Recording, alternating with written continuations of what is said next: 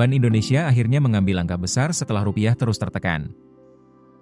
Untuk pertama kalinya dalam 2 tahun terakhir, BI resmi menaikkan suku bunga acuan.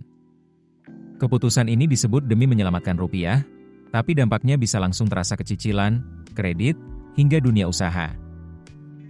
Bank Indonesia resmi menaikkan suku bunga acuan atau BI rate sebesar 50 basis poin menjadi 5,25%.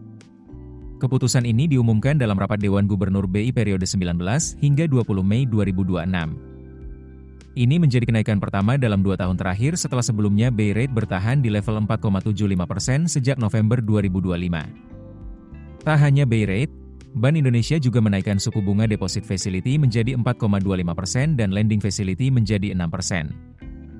Gubernur Bank Indonesia Peri Warjio mengatakan langkah ini diambil untuk menjaga stabilitas nilai tukar rupiah yang sedang berada di bawah tekanan berat. Menurut Peri, situasi global yang memanas terutama akibat konflik di Timur Tengah membuat gejolak pasar semakin tinggi dan menekan rupiah. Karena itu, BI memilih fokus pada kebijakan stabilitas demi menjaga ketahanan ekonomi nasional. Selain menjaga rupiah, BI juga ingin memastikan inflasi tetap terkendali sesuai target pemerintah di kisaran 2,5% +-1% untuk tahun 2026 dan 2027. Namun di balik upaya menjaga stabilitas ini, kenaikan BI rate juga membawa dampak besar ke berbagai sektor ekonomi. Secara umum, suku bunga yang lebih tinggi akan membuat biaya pinjaman menjadi lebih mahal. Artinya, bunga kredit perbankan berpotensi ikut naik. Mulai dari kredit rumah, kredit kendaraan, hingga pinjaman modal usaha bisa terdampak dalam beberapa waktu ke depan. Ekonom Maybank Indonesia, Mirdal Gunarto, sebelumnya menilai kenaikan BI rate memang dibutuhkan untuk meningkatkan daya tarik aset rupiah agar modal asing kembali masuk ke Indonesia. Masuknya dana asing diharapkan dapat membantu memperkuat nilai tukar rupiah dan menstabilkan pasar keuangan domestik. Namun di sisi lain, sektor usaha juga menghadapi tantangan baru. Perusahaan yang bergantung pada pembiayaan diperkirakan akan menghadapi biaya ekspansi yang lebih mahal.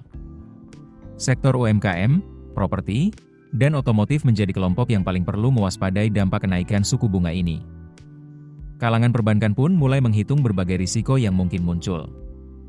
Presiden Direktur SMBC Indonesia, Henok Munandar, mengatakan bank-bank sudah menyiapkan berbagai skenario menghadapi perubahan kebijakan moneter ini.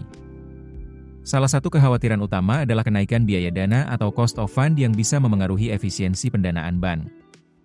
Selain itu, bunga kredit yang meningkat juga berpotensi membuat kemampuan bayar debitur melemah.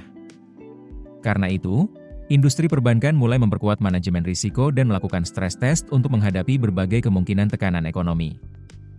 Meski begitu, sektor perbankan nasional dinilai masih cukup kuat menghadapi gejolak global. Rasio kecukupan modal atau KAR industri perbankan saat ini masih berada di kisaran 20%. Perusahaan-perusahaan besar juga dianggap lebih siap menghadapi gejolak dolar dibanding masa krisis 1998 karena kini lebih disiplin melakukan lindung nilai atau hedging. Kini masyarakat mulai menanti dampak nyata dari keputusan BI ini. Apakah langkah menaikkan suku bunga berhasil menyelamatkan rupiah? Atau justru membuat cicilan dan biaya hidup masyarakat semakin berat? Keputusan bisnis terbaik datang dari data, bukan tebakan. Mudah berlangganan Business Insight dengan subscribe with Google.